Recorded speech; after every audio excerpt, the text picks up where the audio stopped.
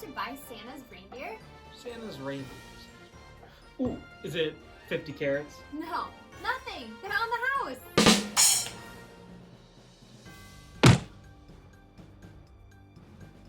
Did you hear that? I did. Did you? Yeah. Is that Santa and reindeer? I think it's more than just Santa and reindeer. I think it's our next devotion. It's our next devotion. Well, in that case, I'm Pastor Brady. And I'm Deaconess Marissa. And welcome back to another Christmas edition of Pete and D Theater. So for this Christmas season, we've done our devotions on the Advent wreath, the Christmas tree, and today we're going to talk about St. Nicholas. Santa? Well, not quite, but St. Nick and Santa are connected, and before we get to that, there's a rumor going around.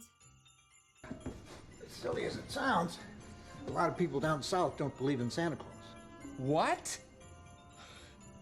Who do they think puts all their toys under the tree?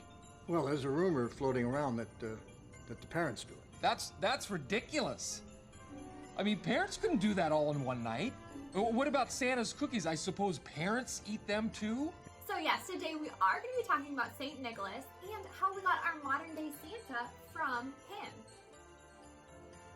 Pastor Brady, are you okay? Can I have a glass of water? Yeah.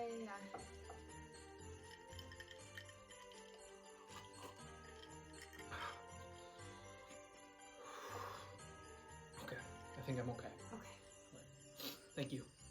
The Santa that we know today, he's based on St. Nicholas of Myra, who was a bishop in the 3rd and 4th centuries.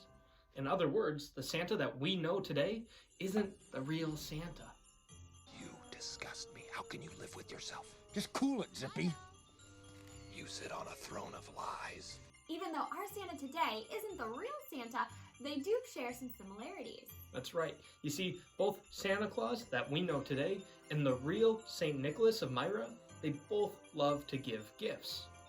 In fact, one of the earliest and most famous stories of St. Nick is that he saved 3 girls from a life of prostitution by dropping gold through their windows in order to pay off a dowry so they wouldn't have to live that life.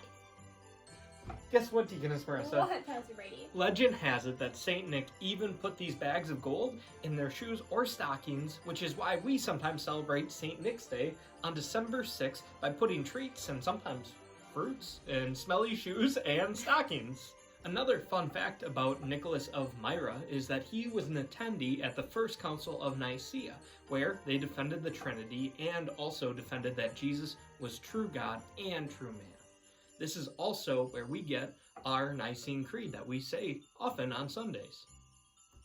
Guess what, Pastor Brady? What? Legend even has it that St. Nicholas slapped Arius across the face while at the council. He slapped him in the face? Yes! Why'd he do that? You see, Arius was teaching that Jesus was subordinate to God. Subordinate? What's that mean? Well, in other words, it means that he was saying Jesus is not true God. That's what Arius was teaching? Yes.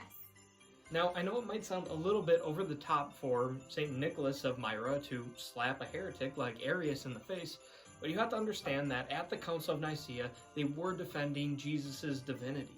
And that important truth that the Bible taught couldn't be lost. So theologians like St. Nicholas of Myra and others like him would do anything to defend that important truth.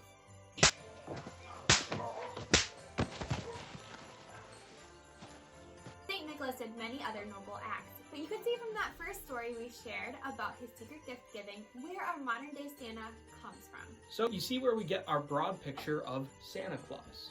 But a few things remain, like, well, where'd he get his name Santa Claus anyways?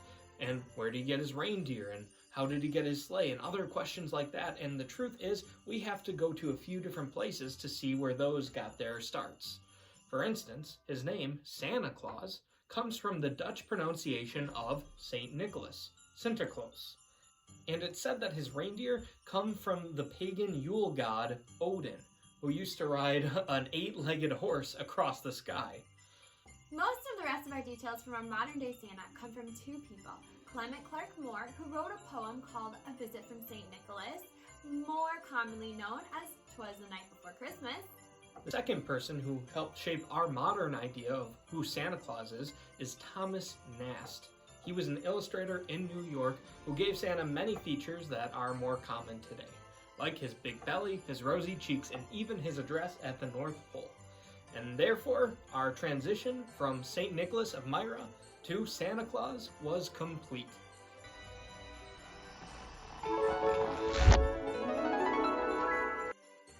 We've had a lot of fun sharing these videos with you guys this Christmas season. We hope you had a lot of fun and learned a little bit of something too, as we've talked about what our decorations mean, and this week talked about the origins of Santa Claus, who was originally St. Nicholas of Myra, who was a cheerful giver and a defender of the faith at the Council of Nicaea when he slapped Arius in the face for claiming that Jesus wasn't true God. Well, that's going to do it for us this week, and we hope you don't end up on St. Nicholas's naughty list like Arius did. Merry Christmas! Will you pray with us? Dear God, thank you for the fun traditions in the Christmas season. May we remember to keep our focus on your Son, Jesus, true God, and what his birth meant that Christmas morning. Amen.